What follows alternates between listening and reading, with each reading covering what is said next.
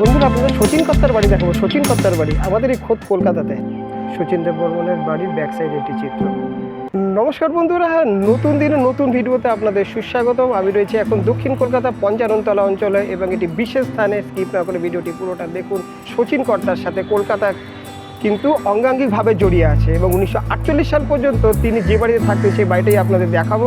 এই বাড়িতে তিনি কিন্তু সপুত্র সস্ত্রীক এই বাড়িতে থাকতেন। 1948 সালে পাকাপাকিভাবে যখন তিনি বম্বেতে চলে যান তার আগে পর্যন্ত তিনি এই বাড়িতে থেকে যেতেন। আমরা কিন্তু সেটা অনেকেই জানি না, আপনারা এটা আপনাদের দেখাচ্ছি, আপনারা দেখুন এবং তার প্রমাণস্বরূপ কিছু জিনিস আমাদের দেখাবো। সেটাও আপনারা দেখে হয়তো কেউ আশ্চর্যান্বিত হবেন, অনেকে খারাপও লাগতে পারে। কিন্তু দেখুন, ইতিহাসকে তো মেনে নিতেই হবে, কিন্তু ইতিহাস বারেবার ফিরে আসে, কিন্তু ইতিহাস তার ছাপ রেখে যায় এবং যাকে আমরা ভুলতেই পারি না সেই শচীন দেব বর্মন এই বাড়িতেই কিন্তু থাকতেন।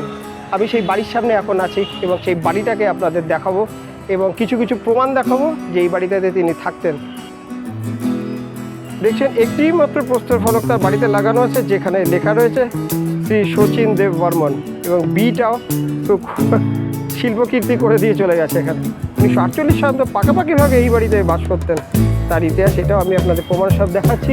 এবার আমি আপনাদের দেখাবো হচ্ছে বাড়িটা একটু দূর থেকে এবং দেখুন কেমন লাগে। একটা মনের মধ্যে একটা নস্টালজিক ভাব আসছে না? এই যে সেই বাড়ি বর্তমান অবস্থা। পুরনো কলকাতার যে বনেদি বাড়িগুলো যেরকম থাকে ঠিক সেরকম।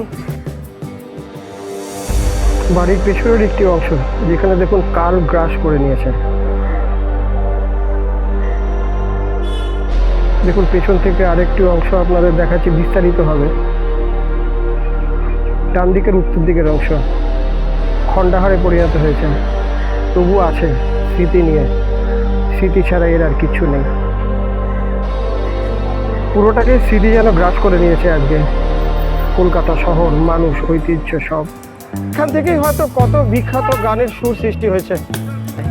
তার বিখ্যাত বিখ্যাত গান রয়েছে, বাংলা গান, হিন্দি গান এবং তার মিউজিক রয়েছে এবং তার অসমীয়া ভাষাতে তার গান তো তার আছেই।